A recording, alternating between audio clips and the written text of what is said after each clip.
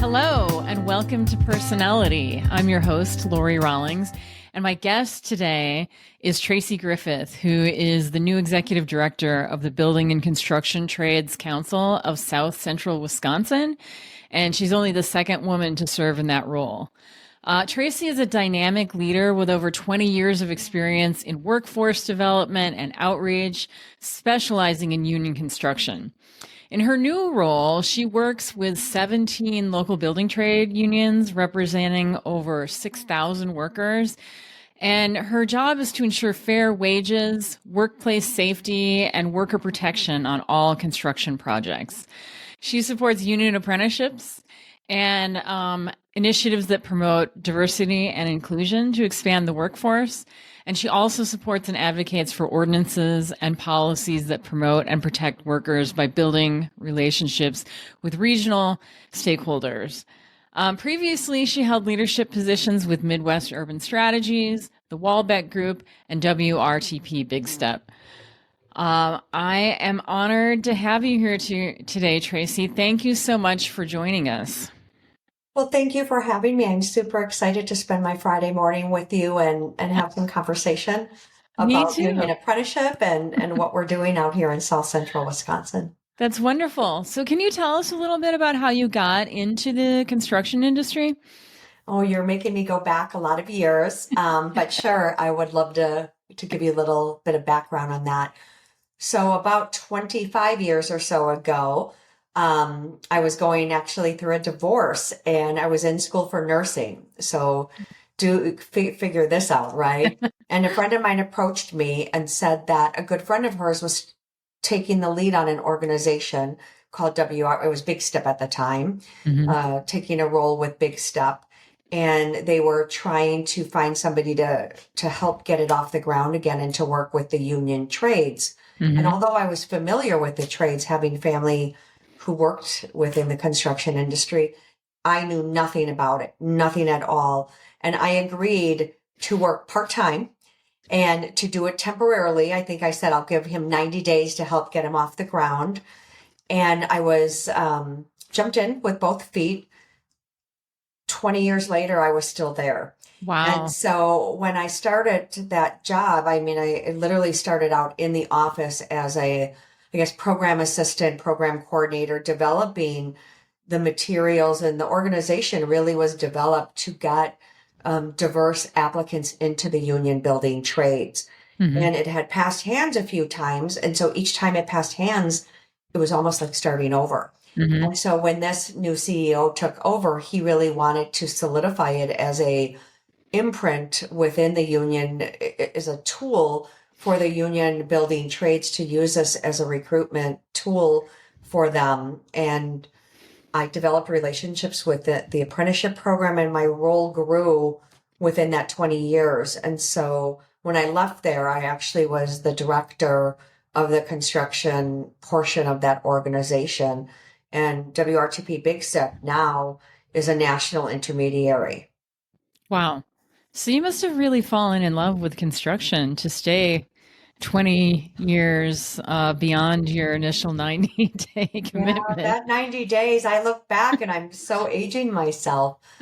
I fell in love with the challenge of the industry, because there's challenges, and there's 17 different trades, and figuring out each trade has its own way to get in, its own pathway, but the outcome is the same. All of the unions want a good living wage, good benefits for workers, and families supporting wages for everyone that comes through. And so for me, especially, I was going through a divorce. I was a single mom. What the union stood for and what I was able to do, and the impact that I could make on perhaps people that were going through challenges and going through life changes and didn't know where they needed to go to end up in a better place. For me, I couldn't have found a better home. And that's what I found. And I was welcomed. And yeah, I guess I would say that I fell in love with what the unions can give to individuals coming through. Yeah, I totally agree with you. That's such a well-kept secret that Mhm. union construction trades careers are really a pathway into the middle class for people who might not otherwise have the opportunity. And so I'm just so glad that people like you are out there getting people into the industry and helping them support their families in this way. Yeah, you know what's interesting when you say that is when I started there 20-ish years ago. Now it's been more years than that. It's been about 27. Do not do the math on my age. But at that time, for about 15 years or so, when I worked there, the union construction industry was not looked at as a viable tool. It was you would go into the industry if you weren't going to be successful in college. Hmm. You, the unions were looked at as what are they doing? What is their purpose? And what has been interesting for me is the changes throughout the years as we are now hitting an era where the apprenticeship programs are back in the school, the options for apprenticeship. Wisconsin is the leading state youth apprenticeship. All things creative and innovative come to Wisconsin, and we've got it here. And teachers are now using it as an option as, hey, a 4-year college pathway is not the only pathway. There are other viable pathways, not just you're going into the trades if you're going to be a failure in college. It's a Hmm. competitive tool. And what's really great is that the numbers are out there as far as a graduate from college is making very comparable to what a journey worker makes after finishing their apprenticeship program with no college debt. So for me, it's exciting to step into this role. And even though I still have to educate people and people don't really understand apprenticeship or how it works and where do the unions fall in, and it's really confusing for some people to come in and say, this is a pathway, send your student here. Or if you are going through a life change, they don't look at your age. They look at the ability. Can you do the job? Hmm. Are you willing to learn? Do you have a good attitude? Um, Here, the doors are open. So it's really an exciting time to be working within the industry. That's great. And so, what are some of the initiatives and accomplishments of which you are most proud of in your career? Oh, I have had such wonderful opportunities within this industry. I guess one of the things I'm very proud of was developing the Big Step program from the bottom up and watching it grow as a national intermediary. Part of that is Big Step was one of the first certified pre apprenticeship programs in the state of Wisconsin, and I was part of writing the application for that program. Um, that that organization and the ability to educate students and people within our community to have a place for them to go to give them solid footing to get into the industry warms my heart. I run into people when I'm shopping at Target or Costco who remember me from 20 years ago who Wow. say thank you for helping me. So I really love that. The other piece was back when I worked with WRTP Big Step, there was a big project, the Northwestern Mutual Project in downtown Milwaukee. The developer came in and the general contractor really wanted to have diversity shown on that project. And I worked with the building trade president and all of the unions in southeastern Wisconsin to develop, I guess, a process, a pipeline to make that project a success. So all the minority goals were met, and that people who went through WRTP Big Step secured an apprenticeship and were able to get work that is more than just a job. They were able to stay in and have a career. And I love that that project is really used as here's the golden standard of what you should do on projects and how you should use local workforce and how you can engage your communities to make this successful. So I love that. And then the other thing that's near and dear to my heart, I belong to an organization. I'm a board member to an organization called Empower, which started, I guess I should know this as I'm a board member, probably 6 years ago with union workers, union women who said, we want to come together and have a statewide organization that can impact women within the industry. And I was one of the founding members, and I get to work with this super cool group of women. And it's taken me throughout my career, even here, because I'm now able to work and grow and empower within South Central Wisconsin in this role.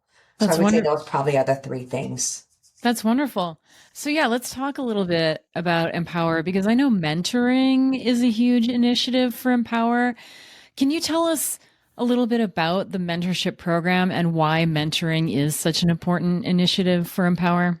Yeah, sure. So we were able to work with the Department of Workforce Development, the Apprenticeship Bureau, and secured a grant to develop a formalized mentoring program. Let's be honest, we women are wonderful. We sometimes we mentor naturally. It's in our blood, it's in our genetics, where we want to help others succeed. And because, women in the industry it's growing, but it's not where we need it to be. Having a formalized program makes it real. It makes it intentional, and that's important. Now, the union industry does a good job, right? You have a journey worker that is mentoring the apprentice always. There's a train to trainer program that teaches you how to be a good leader within the industry. But the difference with the formalized mentoring program is it says, here I am, I'm this person. I am willing to work with you, help you, answer your questions, and work with you through challenges that you may have. And separate from, it's not always about the challenges. Sometimes it's just needing to vent or ask a question, and you don't want to look stupid. Right. And you don't want to be the person asking the question, but having a safe person to go to say, could we talk about this? I don't know is this normal? How would you handle this? Have you ever had to handle this? So us putting together this mentoring program allows women to work with Empower and to connect with a leader within the industry to help them. Mentoring is so important as far as retention within the industry. If there is no mentorship, people will leave the industry. Construction's a Mhm. tough place to be. Mhm. The hours can be long. You have a child. How do you handle that when you're working long hours if you don't have support? There's so many different facets to it. But Mhm. when you have someone to say, hey, have you thought of this? Here's a resource. You bring together this group of women who all of their strength come together, and any weaknesses or challenges they have are sort of elevated into a positive way to work through it. And Empower really believes in positive solutions and looking at things in a positive way. How do we elevate ourselves and continue in the industry? And then how do we turn around and help the next woman through the industry? Yeah, you're absolutely right. I mean, construction is a tough industry for anyone. Mhm. Because of the hours, because sometimes you're traveling a lot, you're away from home, you're away from family a lot. Um, and it's particularly tough because women only make up 4% of tradespeople in the field. And so a lot of times you might be the only woman on the job site. And maybe, for example, you don't have access to a clean restroom, things like that. And so Mhm. I can really see how just being able to be matched up with a woman who's maybe from a different trade, um, who you've never actually worked with on a job site would just be helpful for answering some of those basic questions like what do I do in this situation. Right. And That's just say, here's my number. Shoot me a text in the middle of the day. If you have a question or if you're having a hard time or if you want to meet up for a beer or a Mhm. coffee or, on a job site for a quick conversation, let's do that and let's work together to continue to get that number higher. Let's make that number grow so that it becomes normalized to see women working on a job site. When you're Mhm. driving through and looking, I never worked within on a job site, but I Mhm. know people who build the job sites, they look through and they will drive through and say, hey, I built that. I Mhm. did that. I drive through and what I look at Are they working safely? And let's Hmm. see what that industry looks like. Am I seeing somebody that looks like me? Is there a person of color? Um, where are we with our diversity efforts?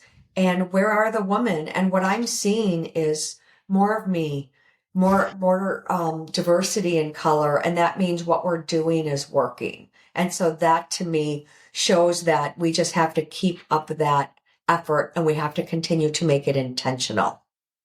I think you're so right. Representation is so important because if women and girls don't see women and girls on a construction site, they will just naturally assume that women don't belong there. So, Mhm. It goes um, back to the if you see it, you can be it. And absolutely. if we are showing the younger generation that there's someone that looks like them, there's someone who understands them, somebody that comes from their culture or their background, that means it opens up the door for other people to feel comfortable having conversations and entering the industry. That's so important. So I imagine you have a lot of opportunities to give advice to women and girls who are thinking about pursuing careers in the trades. What kind I of try advice do to you? always I give my personal number out, my work cell phone, my work email, but I actually give my personal information out. In my role now as executive director for the building and construction trades here in South Central, I'm not often the one on the ground doing outreach. Mhm. Our trades do such a great job, but what I'm starting to do is show up at those events. Making sure that they see me and feel comfortable reaching out so that I can connect them to somebody that they may want to. I have a lot of connections within the area from committees I've sat on previously that usually involve diversity and inclusion or labor management strategies or building a better community. And I will always put my foot in the door to be part of those so that I can, from the role that I'm sitting in, help people enter and make it an open door policy. That's great. So let's turn now to the work you're doing with the Building and Construction Trades Council of South Central Wisconsin. Can you tell us a little bit about what the organization is and what its function and mission are? Sure. So the building and construction trades of South Central Wisconsin is comprised of 17 different unions, about 6,000 workers in the South Central Wisconsin area. Our mission is, we believe there's unity in strength. We strive to improve wages and secure safe and healthy working conditions for all of our members, while providing family sustaining wages and benefits, providing value to the projects that we build. That's really important. That's a big difference in what we do. I think that our council, what I've seen now, I've only been here just short of 4 months. However, I've worked within the industry, for many years. But in this role, 4 months, I'm watching and I'm learning a lot to see what has been done here and what do we need to do going forward. So one of the things that I am looking at is our mission still do we need to update it? What can I do to update our website to really showcase what we do here in South Central Wisconsin? There's a lot that we do, projects that um, have been critical to the growth of the Madison area. There's so much outreach and diversity efforts our group makes that we don't really highlight. We just do it. It's part of what we do. I would say that we have the most hardworking members and delegates and leaders within the industry who are always willing to say, what do you need? What can I do within the community? How do we continue to build up the area? What can we do to be more diverse? And so as I'm watching what has been done and having those conversations, I'm having conversations about how to grow our organization and to even be better and have a wider impact within the next 10 years.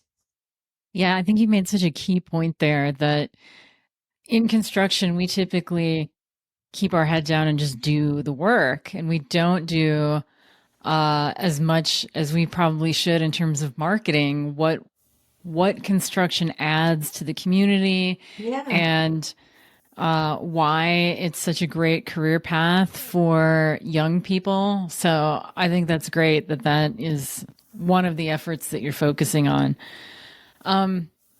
What would you say your main goals are in your new Oh, role? Lori, I have so many. I really do. I Great. I just I've come into this role, the role was unfilled for about a year and a half. They wanted to find the right person to fit it because it isn't a job for everyone. It's Hmm. you wear a lot of different hats, from some negotiation, dealing with stakeholders, sitting on councils, working with the members. And so sometimes I'm my own project assistant, my own administrative assistant. So coming in, I think I want to really focus on strengthening out labor and management relationships, which I think are really, really important. I Hmm. really believe in collaboration. Uh, I think that even though Wisconsin is top of the line for apprenticeship, I think that we need to continue to demonstrate the value of registered apprenticeship and continue to build our talent pipeline by showcasing what it is and how it works and the value of it. I want to really continue to increase diversity within our industry, which, like I said, our group does a great job, but I want to do better. I want to make sure that we're always communicating who we are and how to get here, and that there's people that look like other people within our industry that can talk about our industry. I want to continue to advocate and improve the good compensation and benefits, for our members with our employers, and then continuing to cultivate relationships with stakeholders so that we can share the benefits of using the skilled union workforce on projects and the value that that brings. So I would say those are probably the highlights of what I want to do within this role. And I think that some of that comes naturally with work that I've done before, but the work that I do, I believe that we have to be intentional about it. So as I'm learning about the South Central and the Madison area, because this is a new area for me, Hmm. I'm learning the politics, the dynamics, what hasn't worked in the past is really important to know. But just Hmm. because it hasn't worked in the past doesn't mean it can't work now. And Sure. maybe coming in and having a different conversation. So having those conversations with people within this community is what I really want to do. That's great. Yeah, because I I've encountered that as well, that sometimes when you want to introduce an initiative, people say, "Ah, we tried that 30 years ago and it didn't work." Yeah. Okay, well, why didn't it work? Maybe it can.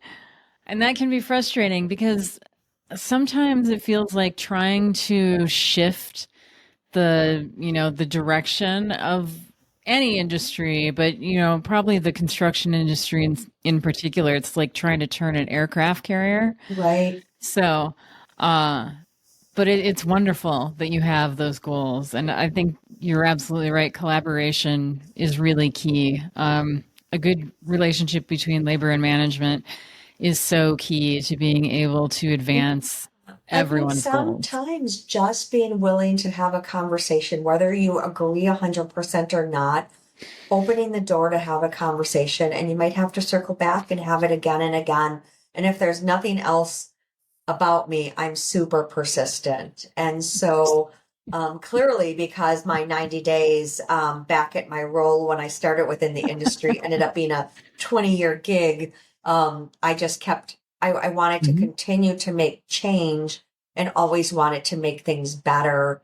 Um, and it changes. And so that's what Mhm. I want to do here, is continue to make our industry better, Mhm. whatever that might look like. Yeah.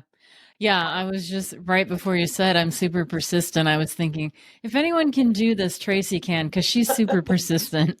Well, I appreciate that. I think too, the important thing is I have a council. Um, I have an executive board, and I have my business managers, and I have my delegates.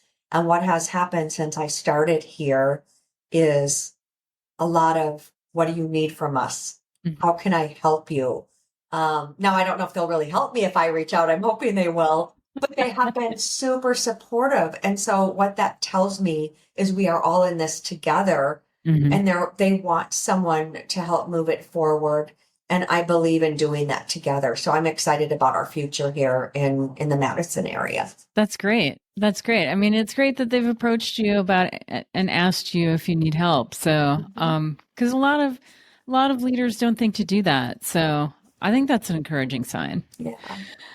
So, you know, you didn't come up through the trades. You didn't work in the field. You were pursuing nursing and just kind of got into construction through happenstance, which honestly is how I got into the industry as well. So I'm wondering if you ever encountered any barriers in trying to succeed in any of your roles in construction, and if so, how you overcame them. Um, yeah, so a lot of my roles, I've always had some challenges. And I'm going to speak generically for a moment and then I'll give a specific example. I believe that a challenge is an opportunity. So when somebody tells me no or gives pushback, I have always been the person who tries to find a way around that. How do I get around it, through it, with them, without them, to get to the goal that's needed? But I really believe in trying to get everybody on board so we're all headed in the same direction. One of the bigger challenges I think that I had was in a past role, and that was, when you're wearing a hat that I wore, which always was around diversity. I really am a strong believer in increasing diversity in industries across the way and opening the doors for people, for giving a voice to people who might not have a voice of their own. That is such a passion of mine. And in one of my last roles, I was responsible for increasing diversity within our organization. And so in doing so, I believe that you have to look at numbers, and you have to not just look at the numbers of what you're hiring coming in. You have to look at that retention, Hmm. because companies can hire as many diverse people as they want. And they can then run a report and say, we've got X amount of diverse candidates. Don't we look great? We're wonderful. Life is great. What I look at is, let's look at what's happening within that group.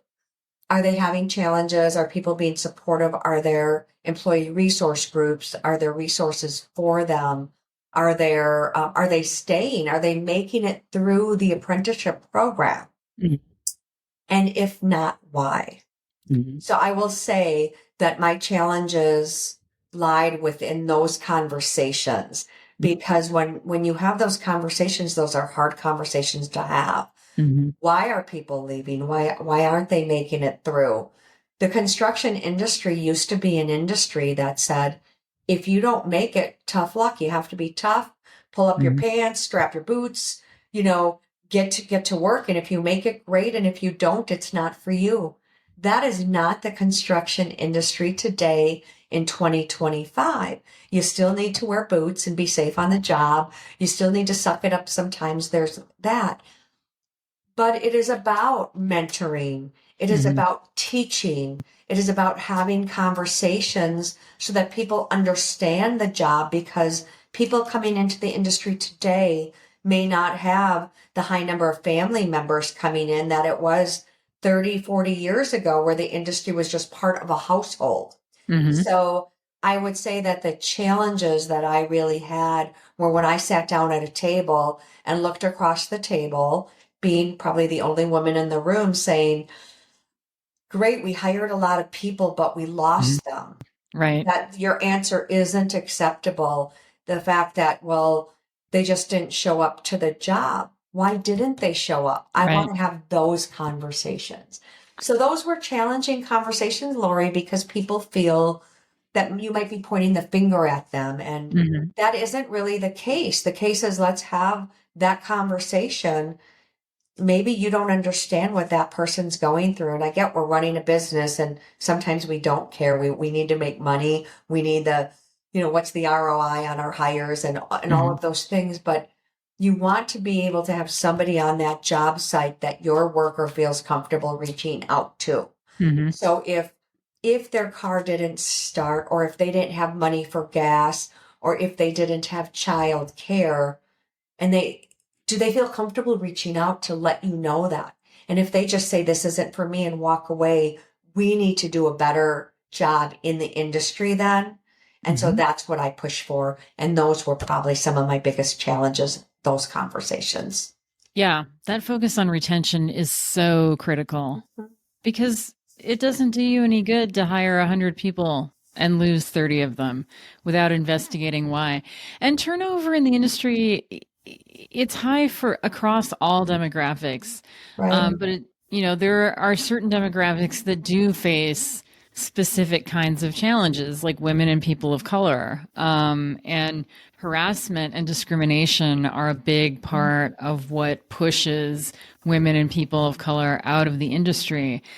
And so I take the same focus that you have to prepare the groundwork for people to be successful. You can't just go out and recruit a bunch of people who don't have family in the trade and don't really know anything about the construction industry and then just throw them on a job site without any support. You say, here you go, and you hope 1 out of 10 stick. Is that, Right.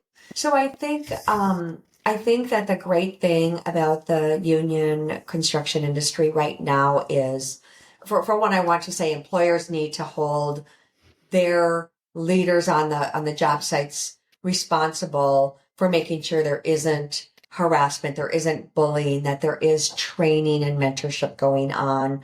And I think that our employers are doing a better job of that. But our union industry is doing a better job as well, because working with an organization, for example, like WRTP Big Step, who does apprenticeship readiness training that helps people get ready for the industry. They're partnered with industry representatives so that the new people coming into the industry are prepped. They have a better idea of what is expected. You're working with industry union professionals that are showing you, telling you, helping teach you, so that before you even get on the job, you have some basic foundations, and then you have some familiar faces as well. And so I think doing that's intentional work. You're going to hear me say a lot. We need to do a better job about being intentional within the industry. And that is a perfect example of, we are going to sit and meet. We're going to collaborate. We're going to have committees that we're working on together for a common goal, so that the work that we're doing is in partnership, that we're being intentional, and that our outcomes are matching the efforts we're putting in. Wonderful. Well, you've answered all the questions that I had for you. I'm wondering if there is anything else you would like our audience to know. I think that for anybody listening, I would say that if you're not familiar with apprenticeship, registered apprenticeship, take a look. Have a real understanding what it means and how it can benefit you, your student, your child, your employee, how union labor can benefit projects by having them be cost effective, and using skilled labor is better working conditions, safer. They're going to they may have a little bit higher bid in some circumstances, but it's going to cost you less because of the quality of the project. But to know that there is a pathway that will get you family sustaining wages, and this is the pathway. And if there's questions about that, reach out to me, reach out to a union member. I'd love to have a meeting. I'd love to talk about how we can work together to better our communities, to promote good wages and a pathway out of poverty for community residents. There's just so many great opportunities here. So I just want people to know there's a face behind the building trades, and I'd be happy to answer questions. And if I don't know the answer, I am a person who will get you those answers. So please reach out to us. I really appreciate that. And I will make sure to include the link to the Building Trades website in the show notes for this episode, as well as your email address. I Please think I'll do. also, since I love your suggestion that people check out and learn more about apprenticeship, I'll cross-reference in our show notes an episode of this podcast that I did with our good friend David Polk, who is the director of the Wisconsin Bureau of Apprenticeship Standards, because I made him like talk through what is apprenticeship. Tell me how it works. And If anybody can talk about apprenticeship, it is David Polk, and he is doing great work in Wisconsin. And I think that is a great tool for people to have to get that, base understanding. Wonderful. Well, Tracey, I really want to thank you for taking the time to join us here today. And I just appreciate all the work that you've done on behalf of the people of Wisconsin to put people into family sustaining careers. So I really appreciate you being here.